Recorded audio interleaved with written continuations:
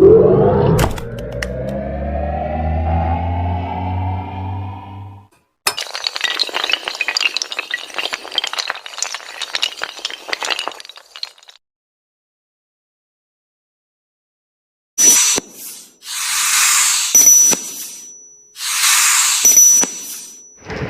है दोस्तों आपके अपने YouTube चैनल स्कूल टाइम में।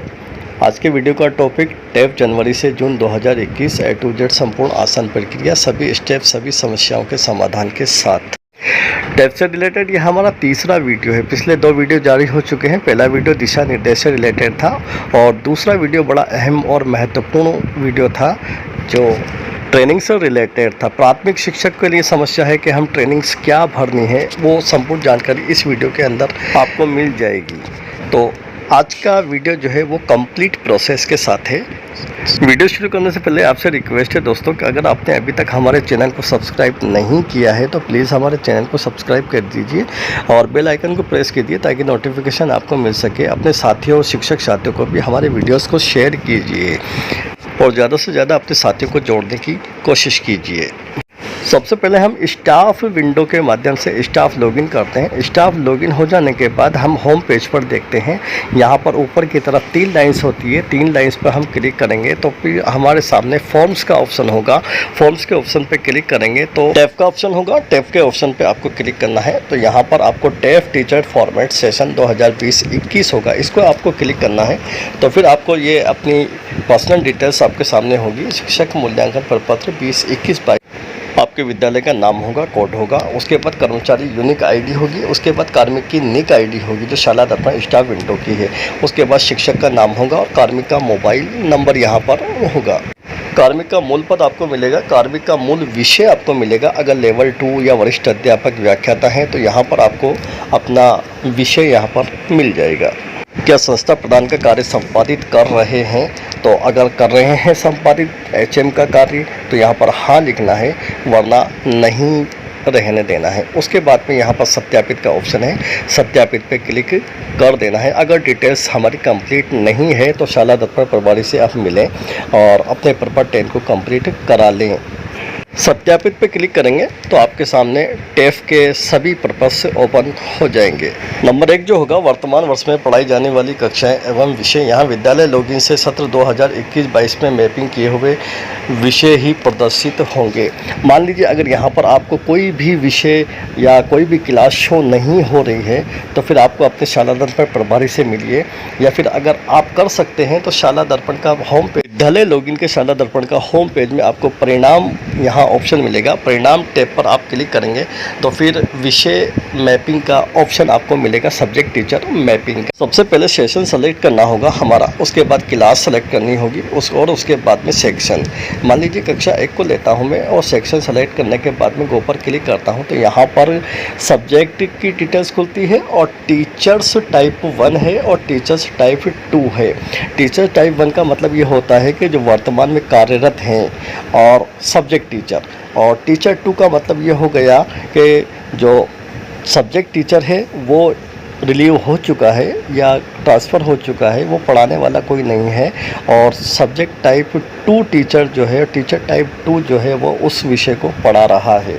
तो ये डिटेल्स भरने के बाद में उसको सबमिट कर दें। प्रभारी जो है सभी क्लास टीचर्स की सभी कक्षाओं की मैपिंग, सब्जेक्ट मैपिंग कर ले। ये जैसे कक्षा 6 की मैपिंग है, मैं यहाँ पर जो बता रहा था, यहाँ पे जैसे इंग्लिश का उदाहरण ले लें तो यहाँ पर 2A में कोई अध्यापक नहीं है और रिलीव में अध्यापक मौजूद है, यानी ये यहाँ से चले गए। उसके बाद टीचर टाइप 2 में यहाँ पे 3A में एंट्री है, यानी इनके बदले में कोई दूसरे अध्यापक यहाँ पर पढ़ा रहे हैं और यहाँ टीचर्स की लिस्ट खुल जाती है। जो पढ़ा रहे हैं उसका नाम शो क्लिक कर देना है और ये नीचे की तरफ जो है सबमिट का ऑप्शन है, उस पर जा कर के हमें डिटेल्स को सबमिट कर देना है। सभी सब्जेक्ट्स की, सभी क्लासेज की ये सब्जेक्ट टीचर मैपिंग होना ज़रूरी है, वरना टैप में ये सब्जेक्ट शो नहीं होंगे, क्लासेज भी शो नहीं होंगी। तो ये यहाँ पर क्लासेज शो हो रही है तो इसको हम चेक कर लें। अगर कहीं कोई करेक्शन की आवश्यकता है तो अपने प्रभारी से मिल करके उसको करेक्शन करा लें। 1.2 विगत 6 माह में विद्यालय में शिक्षक की औसत भौतिक उपस्थिति, यहाँ पर सेलेक्ट में आपको क्लिक करना है। सेलेक्ट में जैसे ही क्लिक करेंगे तो ये उपस्थिति का ऑप्शन यहाँ पर शो होगा। 60% से कम है, 60% से 80% तक है या 81% से अधिक है। तो आप अपने हिसाब से जहाँ जितनी आपकी उपस्थिति है उतना आप इसको सेलेक्ट कर सकते हैं। उसके बाद यहाँ पर अन्य विभाग संस्था में प्रतिनियुक्ति या शैक्षिक गतिविधि पर रहे हैं तो फिर हाँ या ना, जो भी आप हैं आपका वो आप सेलेक्ट कर सकते हैं, हाँ या ना।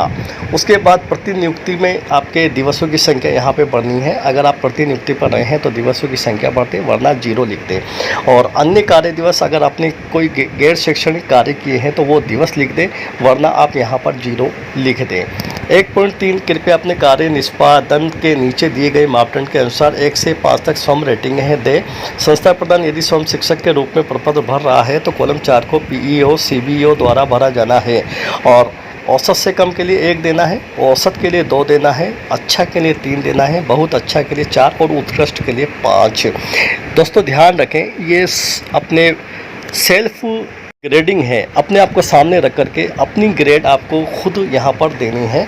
तो क्रम संख्या होती है और निष्पादन सूचक होता है और शिक्षक द्वारा यहाँ पर जो ग्रेडिंग देगा वो है। और उसके बाद अगला टॉपिक संस्था प्रदान के लिए ये हमारे लिए ओपन नहीं होगा। एक एक करके पढ़ते चले जाएं। विद्यालय में नियमितता है पहला टॉपिक सदाचार, और नंबर 2 नियमित रूप से योजना बनाना, नंबर 3 है पाठ्य पुस्तकों के अतिरिक्त अन्य अध्ययन सामग्री का कक्ष में प्रक्रिया में उपयोग करना, नंबर 4 है नियमित रूप से बच्चों का आकलन कर उनकी प्रगति को दर्ज करना, नंबर 5 है बच्चों की प्रगति शैक्षणिक प्रगति के साक्ष्य प्रमाण रखना, सीखने सिखाने की प्रक्रिया में बच्चों की भागीदारी सुनिश्चित करना और बच्चों को गृह कार्य देना, पुस्तकालय के लिए बच्चों को प्रेरित करना, विषय आधारित जिज्ञासाओं को प्रेरित करना, शिक्षण कार्य व्यवहार में छात्रों को संतुष्ट करना, कक्षा के परिसर की साफ सफाई, स्थानीय भाषा को मान देकर विद्यार्थियों को एवं समुदाय को आत्मीय व्यवहार, अपने विषय से संबंधित संदर्भ पुस्तकें एवं संबंधित पत्रिकाएं पढ़ना, शिक्षक द्वारा चुनौतियों का निराकरण किए जाने के प्रयास। यहाँ पर अपनी ग्रेडिंग स्वयं करनी है। उसके बाद योग का कॉलम आपको कुछ नहीं करना है, ये संस्था प्रदान रेटिंग कर देंगे तो ऑटोमेटिक ये फिल हो जाएगा। उसके बाद नंबर 4 है 1.4 शिक्षक का कॉलम नहीं है, इसलिए इसको खाली छोड़ देना है और 1.5 को भी खाली छोड़ देना है। ये संस्था प्रदान के कार्य समग्र मूल्यांकन ये नियंत्रण अधिकारी के द्वारा भरा जाना है। उसके बाद सेव एंड नेक्स्ट पर हमें क्लिक कर देना है। तो ये डिटेल्स हमारी डाटा अपडेट सक्सेसफुली हो गया, ओके पर क्लिक कर दें। उसके बाद अगला फॉर्म हमारे सामने ओपन होता है 1.6 शिक्षक द्वारा शिक्षण कार्य को बेहतर बनाने में महसूस की जाने वाली चुनौतियाँ। किन्हीं 3 चुनौतियों का यहाँ पर हमें वर्णन करना है। बेहद कठिन चुनौतियों को घटते क्रम में वरीयता देते हुए हमें इसको फिलअप करना है। वरीयता के अनुसार संबंधित बॉक्स में क्रम दें, जैसे सबसे बड़ी चुनौती को 1 देना है, उससे छोटी को 2 और इसी प्रकार से पुनः उससे छोटी चुनौती को 3 घटते क्रम में वरीयता देना है। ध्यान रहे सिर्फ 3 ही चुनौतियों को हमें यहाँ पर ग्रेडिंग करना है, 3, 2, 1 में घटते क्रम में।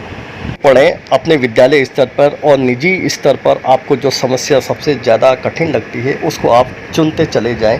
बच्चों की अनियमितता, अभिभावकों को ऐसे पाठ्य पुस्तकों कठिन होना और बच्चों का स्तर कमज़ोर होना, आवश्यकता अनुसार प्रश्न नहीं होना, विद्यालय में कार्य की अधिकता, गैर शैक्षणिक कार्य और शिक्षक पदों की रिक्तता, ये आप अपने अनुसार भरते हुए इसको चले जाएं।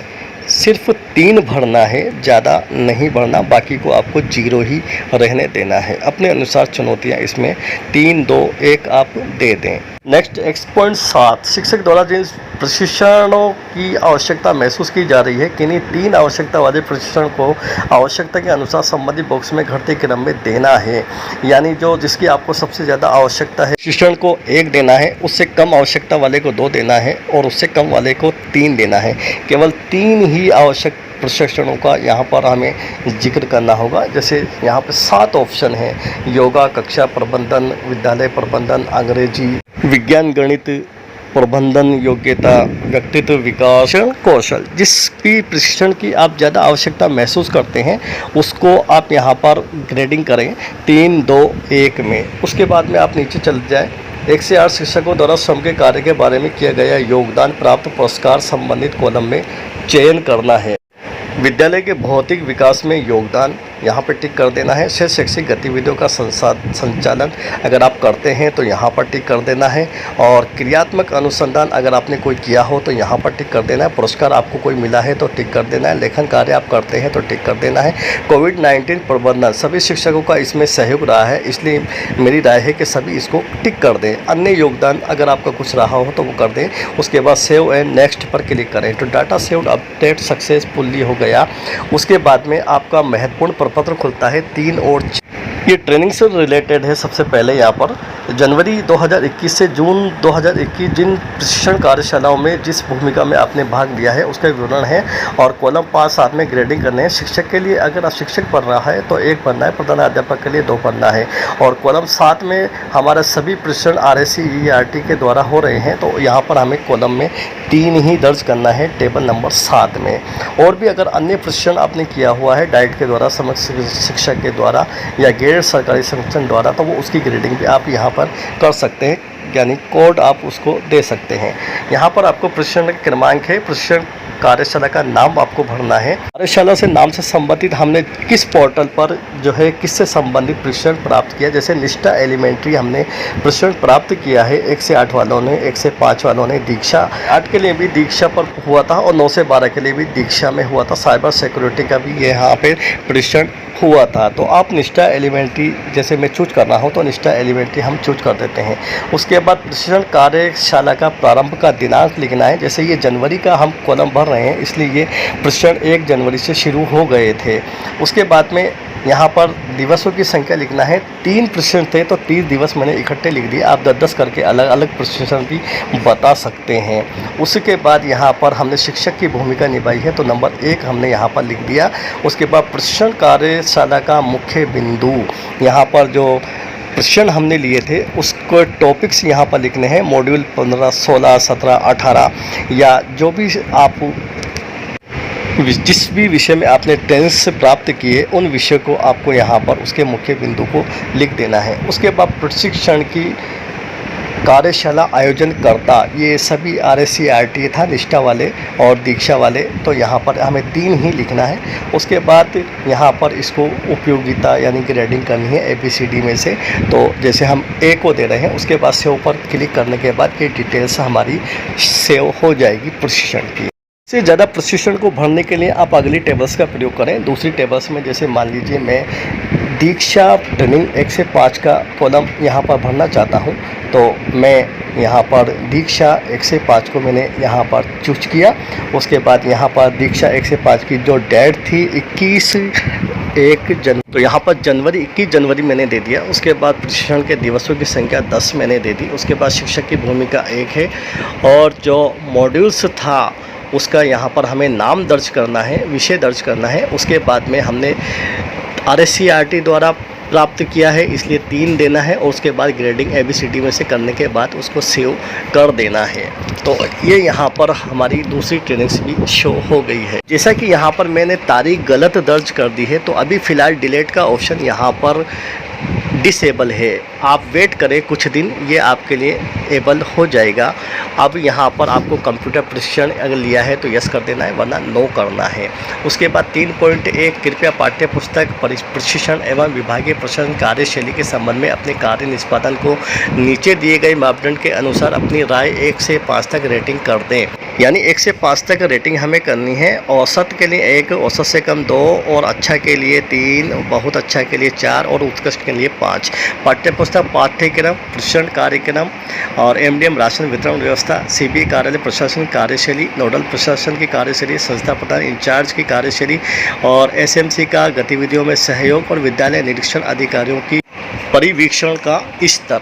ये ग्रेडिंग्स देने के बाद यहाँ पर नीचे सेव का ऑप्शन है और सेव के ऑप्शन पर आप क्लिक करेंगे तो डाटा अपडेट सक्सेसफुली हो जाएगा। प्रपत्र आपके कंप्लीट हो चुके हैं, चारों प्रपत्र। अब आप इसको एक एक करके दोबारा से चेक कर लें। उसी के बाद में इस डाटा को लॉक करें, वरना आप लॉक ना करें। कोई भी त्रुटि अगर रह जाती है तो इसको लॉक ना करें और कुछ दिन आप वेट कीजिए। अभी पूरा बहुत टाइम है हमारे पास। उसमें ये डिलीट का ऑप्शन भी यहाँ पर आएगा। अगर ट्रेनिंग्स के अंदर कोई गलती हो गई है है और आप इसमें एडिट कर सकते हैं और एडिट करके सेव कर सकते हैं। अपनी डिटेल्स को चेक करते चले जाएं। कहीं भी कोई मिस्टेक नज़र आती है तो आप परेशान बिल्कुल ना हो, हर समस्या का समाधान होता है। आपको ये सभी डिटेल्स एडिट हो जाएंगी और दोबारा से भी आप इसको अपडेट कर सकते हैं, सेव कर सकते हैं। सिर्फ लॉक ना करें। लॉक करने के बाद आपको पीओ से अनलॉक कराना होगा या फिर सीबीओ कार्यालय से अनलॉक कराना होगा, तो आप अपडेट कर सकते हैं।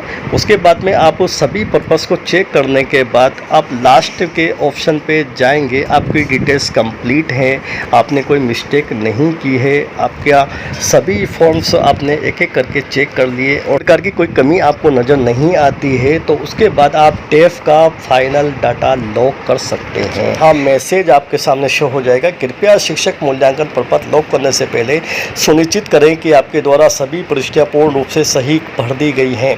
एक बार शिक्षक मूल्यांकन प्रपत्र लॉक करने के पश्चात किसी भी प्रकार का बदलाव संभव नहीं होगा।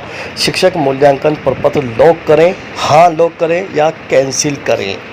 तो मेरी निजी राय ये है कि अभी आप इसको लॉक ना करें। हमारे पास समय मौजूद है और हम अंतिम समय तक भी इसको लॉक कर सकते हैं, तो आप यहाँ पर अभी लॉक ना करें, कैंसिल ही रहे। उम्मीद है दोस्तों वीडियो पसंद आया होगा। पसंद आया हो तो लाइक कीजिए, अपने साथियों को शेयर भी कीजिए और हमारे चैनल को अभी तक सब्सक्राइब नहीं किए हों तो सब्सक्राइब कीजिए, बेल आइकन को दबा दीजिए ताकि हर नोटिफिकेशन आप तक पहुंच सके। धन्यवाद।